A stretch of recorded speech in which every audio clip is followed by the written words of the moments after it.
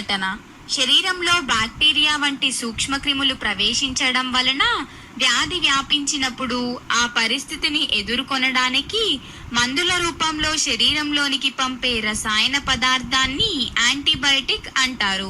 Antibiotic ప్రతిఘటన అనేది శరీరంలో సంభవించే ఒక సహజ దృశ్య పరిమాణం. ప్రతి దానికి యాంటీబయాటిక్ ను అనవసరంగా జరిగినప్పుడు దానిని ఆకర్షించే బ్యాక్టీరియా పరిమాణం తగ్గి నిరోధించే బ్యాక్టీరియా పరిమాణం పెరిగే అవకాశం ఎక్కువ అవుతుంది. అందువలన తీసుకున్న యాంటీబయాటిక్ బ్యాక్టీరియా పెరుగుదలను అరికట్టే సామర్థ్యం తగ్గలను అరికట్టే సామర్థ్యం అధికారక బ్యాక్టీరియా పరిమాణం పెరుగుతుంది. దీనినే యాంటీబయాటిక్ ప్రతిఘటన.